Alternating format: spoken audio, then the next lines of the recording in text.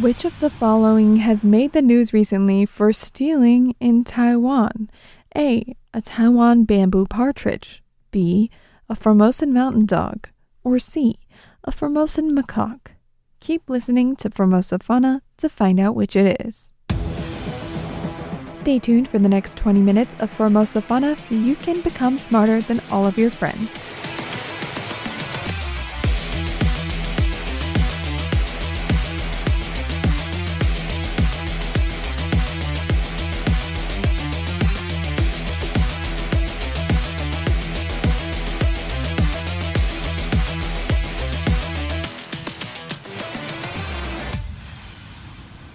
Every Friday is Formosa Fauna Friday. Hello, I'm Tristan Hildebrand, the voice of Formosa Fauna.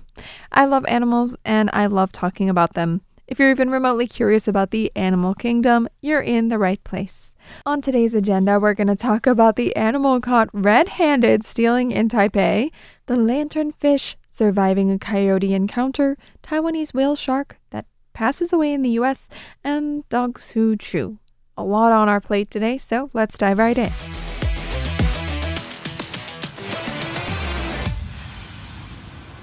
A couple months ago, market goers in Taipei's leafy Beitou district got quite a surprise. A sly Formosan macaque had strutted into the neighborhood and had been caught munching on fruit without paying, as humorously noted by the Taipei City Animal Protection Office and reported on by Taiwan News. Thus began a quirky but determined 3-month pursuit. 3 months of pursuing this red-handed bandit. Community members, under the watchful eye of the borough chief, filed some 20 different reports, tracking the mischievous macaque's moves across the area. Finally, on August 5th, animal control nabbed the Formosan macaque. Officials were quick to point out that Formosan macaques are sharp creatures. Once they learn where the food is, they're unlikely to forget. This incident serves as a reminder to the public that they say, don't feed the wildlife, and definitely don't engage with them. They reminded the public the 3 golden rules of no feeding, no contact, and no interference. Following guidance from the Ministry of Agriculture, the macaque is said to be safely relocated and released back into the wild. Meanwhile, authorities are urging anyone who spots macaques in urban areas to dial the 1959 Animal Rescue Hotline. And if you come across anyone keeping a macaque illegally as a pet, report it for investigation. I wonder how they know it was the same macaque, though. Is it really easy to tell the difference between them? What if it was a whole pack of them in cahoots with one another? I'm guessing they mentioned that they will relocate the primate to try to disorient them, but I do wonder how far is far enough. Like, what if he finds his way back anyway? And who's to say he won't do it again elsewhere? Once a thief, always a thief. I think about how in Taiwan people typically put out offerings monthly, so they'll have a foldable table out with some chips, crackers, and almost always fruit. Usually these tables go unattended and sit out for maybe a couple hours or so at a time, sometimes the whole day. It depends on the time, the place, and the people. And the fact that this happens all across Taiwan makes me think everyone's religious offerings on the table will be ripe for the taking. No place is safe. What would you do if you ran into a sticky-fingered primate? Call the cops? Submit a report? Or just leave it be?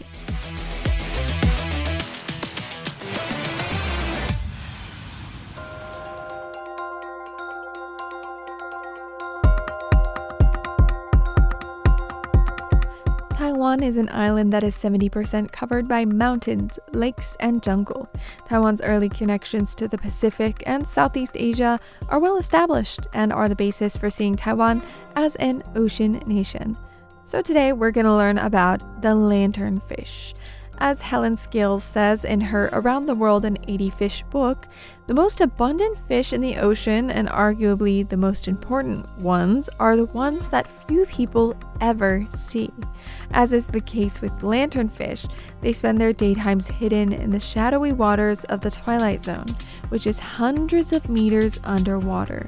When we say twilight zone, it's not just to be fancy or sound ominous. The mesopelagic zone, which comes from the Greek word for middle, is also known as the middle pelagic or twilight zone. It is defined by light and begins at the depth where only 1% of incident light reaches and ends where there is no light. The depths of this zone are between approximately 200 to 1,000 meters below the ocean surface, which is about 660 feet to 3,280 feet below the ocean surface. Now, while it doesn't come anywhere close to the world record of how deep someone has gone, for reference, people typically go scuba diving to a recreational limit of about 40 meters below the ocean surface, which is about 130 feet. Going too deep into the ocean without the right protection could lead to a swift end due to extreme water pressure, which crushes the body, leading to lung collapse and implosion, combined with severe cold and, of course, a lack of breathable air. So down in this twilight zone, there are about 250 species of silvery, thumb-sized fish that look like sardines with very big eyes, blunt snouts, and glowing dots of blue lights flashing across their bodies. Scales said it would be practically impossible to get an accurate population to just say about how many of these there actually are in the world, but estimates suggest there are hundreds of trillion, possibly thousands of trillions of them alive at this point in time. This is both perhaps the most numerous fish and also the most numerous vertebrate on Earth. On land, the most numerous vertebrate would be the chicken, with about 24 billion globally. Compare that 24 billion around the world with the hundreds to possibly thousands of trillions, and there is just such a massive difference. And yet, we might go our entire lives without ever seeing a single one of them. The family of lanternfish was documented starting around the 19th century, but people didn't start wondering just how many of them there are until around the 1950s. At that time, scientists and naval officers were using newly developed sonar devices to measure the ocean's depth and to try to detect animals and submarines a long way underwater. They started getting sonar readouts of what appeared to be a solid seafloor that moved up towards the surface at night, then sank back to greater depths at dawn, just puzzling them. They must have been wondering if their equipment was on the fritz. They, of course, weren't reading the seafloor. Their sonar beams were bouncing off of the reflective swim bladders of trillions of lanternfish when they headed up to feed on plankton. In fact, it's now considered the largest animal migration on the planet, and it happens every day all over the world. And again, most of us just never know. Interestingly enough, lanternfish use their glowing lights to hide themselves when there's nothing to hide behind. This is what scientists call counter-illumination. Otherwise, predators from below, for example, may be able to make out a fish-shaped silhouette and move in to feast on them. It's hypothesized that the additional row of lights dotted along their flanks are used for communication to coordinate movements without bumping into one another. Between species of lanternfish, the pattern of lights also differs, so it could act as a way to identify one another. Given their massive numbers, I suppose it's no surprise that the lanternfish are also critical in the ocean's ecosystems, primarily because many animals feed on them, including sharks, squid, seals, penguins, seabirds, dolphins, whales, octopuses, and tuna. The lanternfish even help keep the earth cool.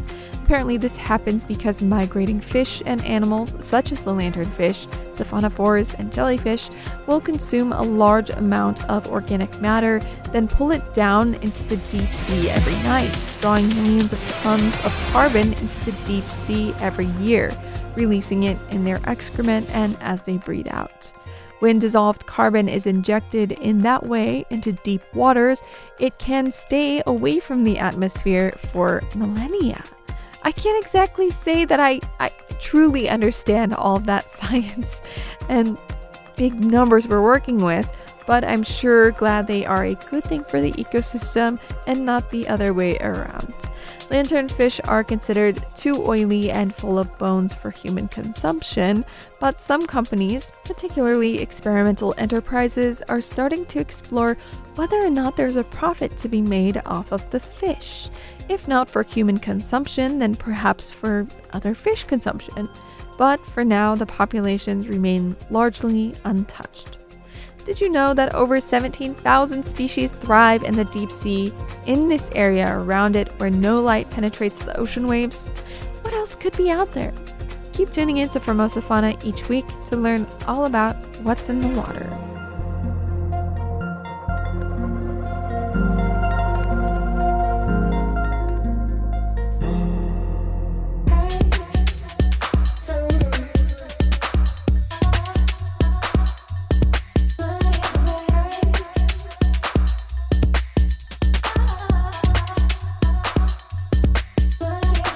Coyotes have become increasingly common in both urban and suburban landscapes across North America. From New York City's Central Park, where a pair of coyotes known affectionately as Romeo and Juliet are regularly spotted, to green spaces across Seattle, Houston, and Chicago, these adaptable canids thrive wherever food, cover, and denning opportunities exist. While most human-coyote interactions are fleeting and harmless, attacks remain extremely rare, with fewer than 10 recorded incidents per year nationwide. Their presence is actually more frequent than many realize, especially during dawn and dusk when coyotes are most active. Sightings may occur in backyards, parks, or trails, particularly in spring when adults guard young pups. If you do come across a coyote, remember to stay calm and resolute. Not passive though. Never run or turn your back, as this could trigger a chase instinct. Instead, Colorado Parks and Wildlife and urban coyote research say make noise, yell, stomp, blow a whistle, or shake a container filled with rocks, while making yourself appear larger by waving your arms or holding up a jacket. If the coyotes persist to look like they may want to engage with you, escalate your response by throwing non-harmful objects like rocks or sticks toward and not at the animal, and back away slowly only after the coyote begins to retreat. Again, that is by the suggestion of Colorado Parks and Wildlife and urban coyote research. To reduce the likelihood of encounters altogether, focus on eliminating attractants. Store garbage in animal-proof containers, bring in pet food at night, clean up spilled birdseed, and remove fallen fruit from yards. Keep small pets indoors or under close supervision, especially during dawn and dusk, and always leash dogs when walking in areas where coyotes are known to roam. Lastly, if a coyote seems unusually fearless or aggressive, you may wish to report the behavior promptly to local wildlife or animal control authorities. Hopefully, by understanding coyote habits, respecting their space, and eliminating food sources, you'll be better equipped to prevent conflicts and confidently handle unexpected encounters. Odds are you'll never run into one, but on the off chance that you do, I bet you'll be glad you learned all of this.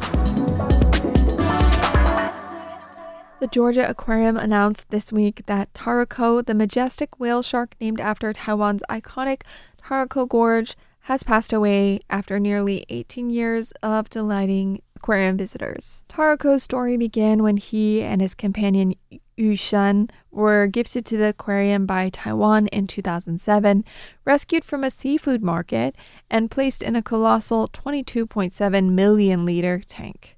Over the years, Taroko became a fixture of wonder, drawing in more than 43 million visitors with his calm presence and stately grace. In recent days, caretakers observed worrying changes, though, as Taroko's appetite waned and his behavior altered significantly. Recognizing that it was time, veterinary experts made the compassionate but difficult decision to euthanize him.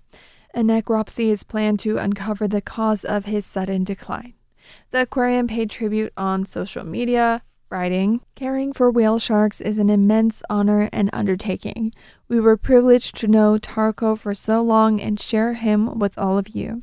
Taroko was named for the Taiwanese national park that is beautiful and larger than life, and he will always be that to us." Taruko's departure leaves Yushen as the sole surviving whale shark at the facility. When the first two arrived, Georgia Aquarium held the largest collection of whale sharks outside of Asia. Sadly, 2 female whale sharks passed away in 2020 and 2021, and now Yushen remains alone.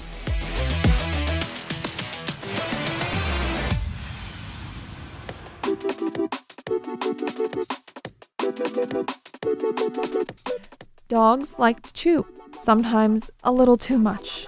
Chewing in general is just common among dogs of all ages. For puppies, it's well known that they may like to chew more because they are teething, especially during the first 6 months of their life.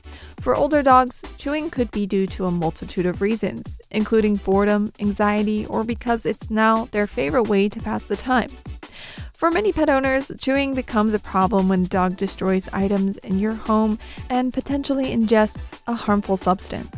Dogs have eaten toilet paper, rocks, books, stuffed toys, socks, underwear, shoes, and hair ties. If you want to protect your precious pup and the items in your household, here are some steps you can take. It will be much easier to break a dog of their chewing habit. First of all, should they have already a foundation in training basics like sit, leave it, and look at me. These commands can get the dog to immediately refocus and essentially recalibrate. Now, if it's a puppy you're working with and the dog isn't chewing what you want them to, try providing a variety of textured items because their needs can fluctuate from soft and squishy to hard and rough. If it's not a puppy, these are the steps to address chewing. First of all, remove dangerous items and anything that could be picked up to chew. Second, find acceptable things for your dog to chew on, including safe bones, age-appropriate toys, and a variety of hard and soft things to both see what they like chewing on more and keep them occupied when they want to switch it up.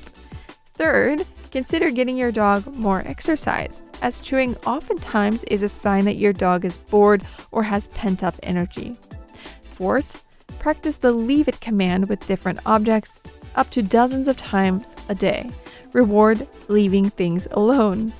Fifth, when you do catch the dog committing the crime, clap loudly to interrupt them and quickly substitute the item with something that is acceptable to chew. The toy acts as a reward itself. It may take several attempts for the dog to understand what they can and cannot chew, but with patience, it can be done. And then the sixth step, avoid any quick fixes like bad tasting sprays.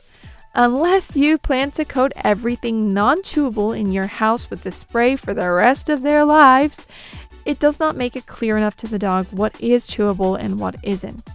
If they do make the connection that icky spray equals no chew, just wait until you bring home a new pair of shoes and forget to spray them right away. This segment of the show will teach listeners just like you how to train dogs. Starting with the basics, tune in each episode and you'll eventually be able to do just about anything as far as training goes. I'm referring to Zach George's Guide to a Well-Behaved Dog because he's a real professional dog trainer. I don't currently live with any dogs, but find the knowledge widely applicable as I grew up with dogs, hear people in my circle who are struggling to train their dogs, run into stray dogs on my way home every day in Taiwan, and I love volunteering with dogs as well. So if you're like me and don't currently have a way to apply these methods in the household, well, stick around and there's no telling when exactly they might come in handy.